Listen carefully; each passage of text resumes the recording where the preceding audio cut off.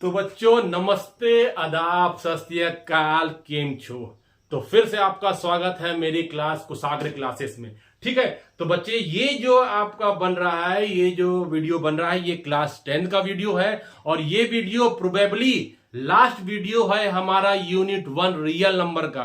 ठीक है, तो अब जो आगे क्लास करेंगे कोशिश रहेगा कि हम एक दो क्लास कर सके क्वेश्चंस के, जो कि आपके बोर्ड पैटर्न में बहुत इंपॉर्टेंट रखते हैं। ठीक है बच्चों, तो चालू करते हैं अपना जो लास्ट क्लास का पहला टॉपिक क्या है।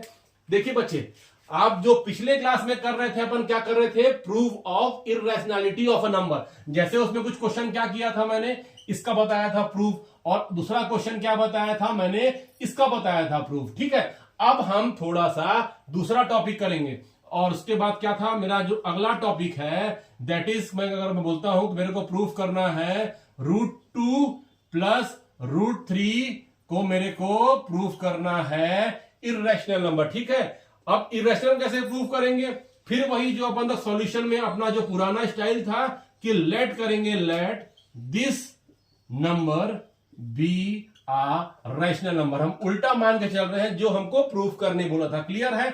अब ये रैशनल नंबर है, इसका मतलब रैशनल नंबर मैंने क्या है, पी अपॉन क्यू। तो इसी चीज को हम दोबारा लिख रहे हैं कि ये किसके बराबर है, पी अपॉन क्यू के बारे में। और आपको मैं हर बार बोला हूं पी और क्यू के लिए कंडीशन मेंशन करना है, पी एंड क्यू आर को प्राइम इंटीजर। हर में आपको ये मेंशन करना है कि ये को प्राइम इंटीजर्स हैं। ठीक है, अब देखिए इसके बाद आपको अप्रोच कैसे करना है। देखिए पिछले केस में हम लोग जो कर रहे थे, तो अब इस जो कर रहे थे देखिए उसमें अलग है। अब मेरे को क्या करना है, इसमें देखिए ये भी रूट है, ये भी रूट है। तो अब मेरे को क्या करना है, इन दोनों में से किसी एक को आप उस साइड ले जाइए और बाकी को एक साइड अकेले छोड़ना है। तो मैं रखता हूं, मैं √3 को छोड़ देता हूं, उसको साइड ले जाता हूं, तो क्या हो जाएगा, √3 को मैं अपनी जगह छोड़ दिया, √2 को मैं क्या ले गया उस साइड। तो क्या आ गया, ये P अपॉन क्यू माइनस √2, क्योंकि ये प्लस में है, इक्वल टू के उस साइड जाके क्या बन जाएगा, √2। क्लियर है, यहां तक मैं कर लिया। अब उसके बाद मेरा जो काम है, मैं करूंगा squaring both the side, squaring both the side. ठीक है, तो इस वाले इक्वेशन को मैं बोथ द साइड स्क्वायरिंग कर रहा हूं। तो स्क्वायरिंग करता हूं तो बच्चे क्या आ जाएगा, ये LHS का स्क्वायर आ जाएगा और ये क्या हो जाएगा, P अपॉन क्यू माइनस √2 का स्क्वायर आ जाएगा। तो जब भी अपन कर रहे हैं, देखिए ये इधर तो मेरा क्या हो जाएगा, √3 का square will be equal to 3। अब ये क्या है, अब यहां पर मेरे को अप्लाई करना है फॉर्मूला। बच्चे ध्यान दीजिए, a माइनस बी का whole square equal to a square minus 2ab plus B square, जो ऑलरेडी आप अपने छोटे क्लास में पढ़ चुके हैं। तो देखिए आप अप्लाई करता हूं तो क्या अप्लाई करूंगा, a स्क्वायर, a क्या है, a is p upon Q, तो उसका स्क्वायर करता हूं तो क्या हो जाएगा, ये हो जाएगा। ठीक है, अब माइनस करना है, माइनस 2ab, तो मैं क्या करूंगा, माइनस 2a क्या है पूरा, p अपॉन क्यू, और b क्या है बच्चे, b इज √2। यहां तक क्लियर है। अब लास्ट वाला क्या है, b स्क्वायर माने प्लस √2 का स्क्वायर। यहां तक समझ में आया। अब आगे करना क्या है अपने को, देखिए ये हो गया। अब इसको थोड़ा सा LHS को छोड़ता हूं, RHS को थोड़ा सा और मैं सिंप्लीफाई करता हूं। तो ये पहला टर्म तो एज इट इज रहेगा, मैंने ये 3 लेता हूं, तो ये हो गया P square upon Q square. अब देखिए इसको थोड़ा सा क्या कर रहा हूं मैं, √2 और 2 को मैं एक साथ लिख दे रहा हूं, साइन तो वही रहेगा, ये √2 और 2, और ये हो जाएगा P अपॉन क्यू। यहां तक क्लियर है। उसके बाद देखिए √2 का स्क्वायर क्या होता है, 2। यहां तक क्लियर हो गया। अब क्या करना है, यहां के बाद मैं यहां पहुंच गया। अब देखिए, अब इस इक्वेशन में चेक करिए कि कोई ऐसा टर्म है जिसमें रूट वाला चीज आ रहा है। तो हाँ वो टर्म है, रूट वाला टर्म कहां आ रहा है, यहां पर आ रहा है। तो मेरा काम क्या है कि मैं रूट वाले को अकेला करूंगा और बाकी सबको एक साइड करना है मेरे को। तो अपन क्या करते हैं, ये पूरे इक्वेशन को मैं शिफ्ट करता हूं towards the left hand side. तो ये साथ में क्या है, माइनस साइन, तो इस साइड जाके क्या हो जाएगा बच्चे, प्लस, तो क्या हो जाएगा 2√2 P अपॉन क्यू। यहां तक ठीक है। और लेफ्ट RHS में क्या बच जाएगा, ये बच जाएगा, ये बच जाएगा, तो मैं लिख दिया इसको क्यू स्क्वायर प्लस 2। अब उसके बाद जिस तरह मैं इसको इधर शिफ्ट किया, उसी तरह मैं 3 को इस साइड शिफ्ट करूंगा, तो क्या हो जाएगा, ये प्लस इधर जाके क्या हो जाएगा, माइनस। यहां तक क्लियर है। अब आगे सॉल्व करते हैं, तो मेरा क्या हो जाएगा, ये 2√2 P अपॉन क्यू, उसके बाद इधर क्या करूंगा, P square upon Q square, ये क्या हो जाएगा, 2 - 3 इज इक्वल टू 1। ठीक है। अब अभी एलएचएस छोड़ता हूं, आरएचएस को और मॉडिफाई कर रहा हूं। अब इन दोनों को माइनस करना है तो उसके लिए क्या करना पड़ेगा, इन दोनों का मेरे को एलसीएम निकालना पड़ेगा। तो यहां पर नीचे मान लीजिए कुछ नहीं है तो उसके नीचे में क्या है, 1 है। तो क्यू स्क्वायर और 1 का LCM will be equal to Q square, ये हो जाएगा। और यहां पर आ जाएगा आपका पी स्क्वायर और माइनस क्यू स्क्वायर, और इधर आ गया 2√2p/q। यहां तक समझ में आया बच्चे आपको।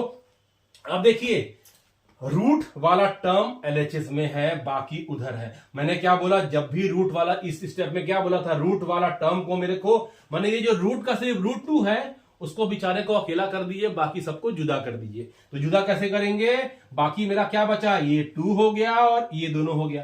तो इसको जुदा कैसे करेंगे, उस साइड ट्रांसफर करेंगे। अब उस साइड ट्रांसफर करने के लिए क्या करना पड़ेगा, √2 को यहीं छोड़िए।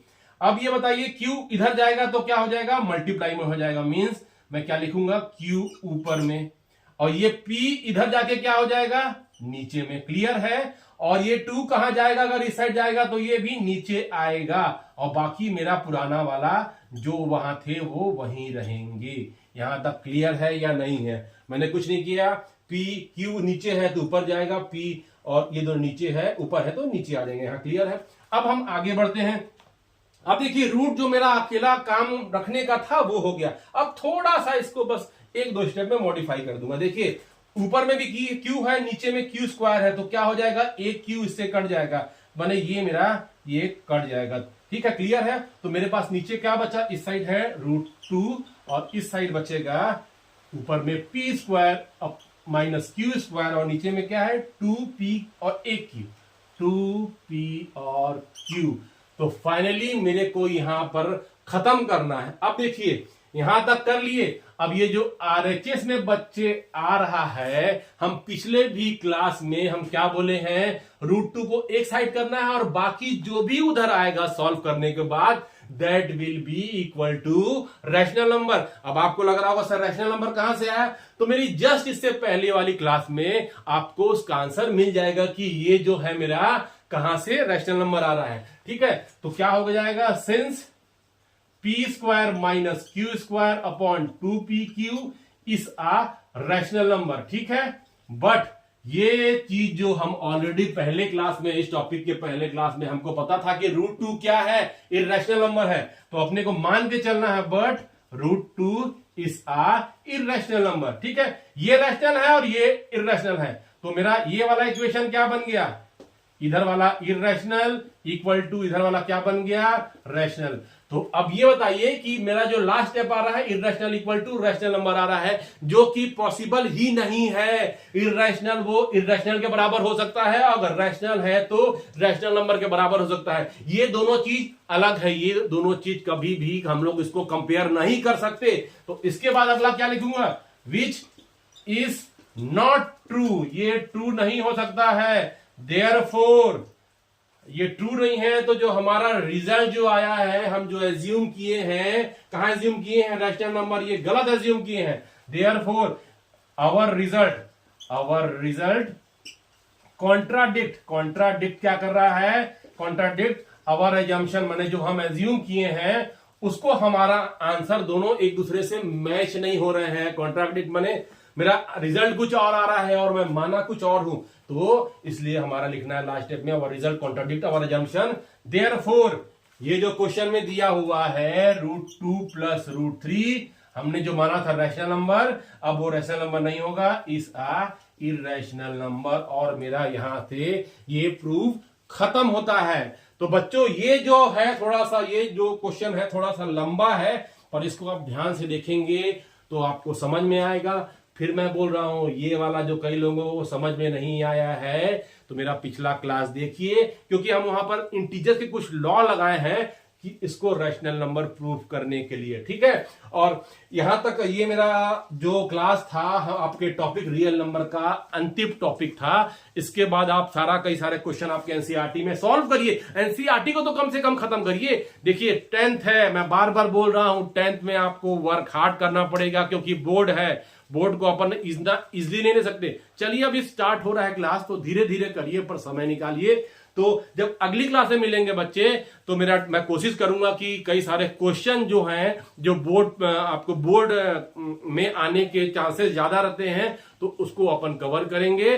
तो अब तो बच्चों मेरा वीडियो आप देखते रहिए और अपने फ्रेंड्स को भी रिकमेंड करिए कि मेरा वीडियो देखें, और लाइक करिए, शेयर करिए। तो फिर मिलते हैं बच्चे अपन अगली क्लास में। Thank you.